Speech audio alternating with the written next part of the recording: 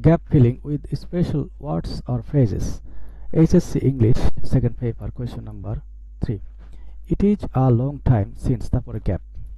It is a long time since plus a subject plus V2 plus extension. It is a long time since I met you. এর অর্থ হচ্ছে কি তোমার সাথে আমার দেখা হয়েছে অনেক দিন হয়ে গেল। এটা চলিত ভাষায় এই অনুবাদটা হবে। তারপরে এটা হতে পারে আপনার সাথে আমার দেখা হয়েছে অনেক দিন হয়ে গেল, চলিত ভাষা। তোর সাথে আমার দেখা হয়েছে অনেক দিন হয়ে গেল, চলিত ভাষা।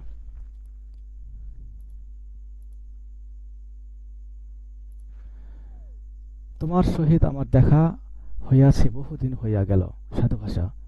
আপনার সহিত আমার দেখা হইয়াছে বহুদিন হইয়া গেল, সাধু ভাষা। তবর সহিত আমার দেখা হইয়াছে বহুদিন হইয়া গেল, সাধু ভাষা। এখানে গেল ওকার নেই, এখানে গেল ওকার আছে। যদি ওকার বাদ দেওয়া হয় তখন সেটা হবে প্রমিত ও শুদ্ধ রূপ।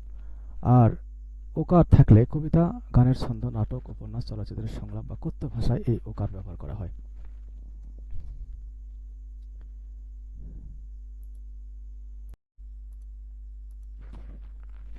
Gap filling with special words or phrases. HSC English second paper question number 3. Read more. বেশি বেশি করে পড়ো। লিস্ট যাতে না, তারপর গ্যাপ। লিস্ট যাতে না, তারপর মিল করে এখানে দিতে হবে। এই প্রথম ক্লজটির উপর ডিপেন্ড করে এই অংশটুকু লিখতে হবে। তাহলে ইউ শুড ফেল, লিস্ট যাতে না, ইউ শুড ফেল, তুমি ফেল করো। এখানে ফেলের পরিবর্তে যে কোনো V1 হবে। আর সাবজেক্ট এরপরে এখানে শুড দিতেই হবে। তারপর শুডের পর অবশ্যই শুড যেহেতু মডেল ভার্ব অবশ্যই V1 দিতে হবে। তবে ফেল এখানে অ্যাপ্রোপ্রিয়েট। বেশি বেশি করে পড়ো যাতে না তুমি ফেল করো। আবার সো দ্যাট, যাতে, ঠিক তার বিপরীত, লিস্টের বিপরীত। রিড মোর, বেশি বেশি করে পড়ো। সো দ্যাট, যাতে ইউ ক্যান পাস, তুমি পাস করতে পারো। এখানে এডিট V1 অবস্থা আছে, এই জন্য ক্যান হয়েছে। যদি V2 থাকতো তাহলে কি হতো? এখানে কুড হতো অথবা মাইট হতো। V1 থাকলে এখানে ক্যান বা মে হতো। এখানে রিডের সামনে কি আছে? ইউ আছে। ইউ হচ্ছে আন্ডারস্টুড বা সাইলেন্ট অবস্থা আছে। ইম্পারেটিভ সেন্টেন্স, ইম্পারেটিভ মুডে আছে এটি। তাহলে লিস্ট এখানে কি? লিস্ট হচ্ছে subordinating conjunction of purpose or result.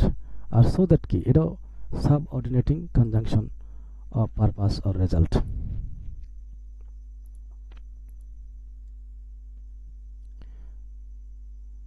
তাহলে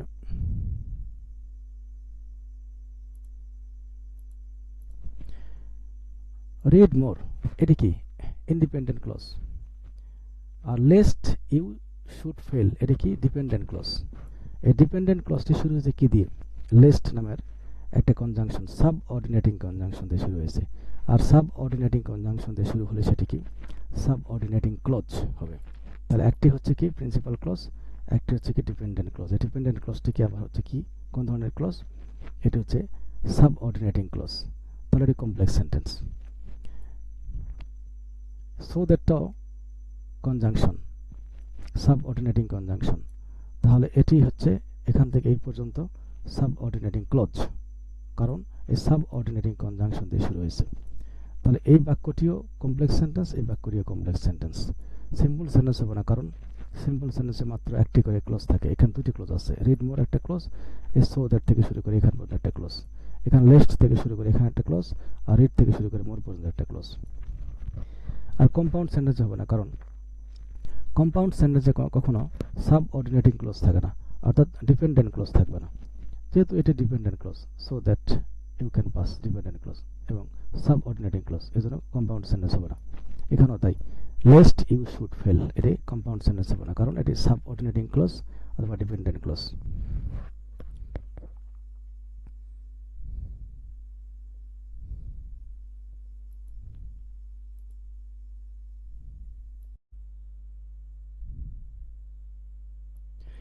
Gap filling with special words or phrases.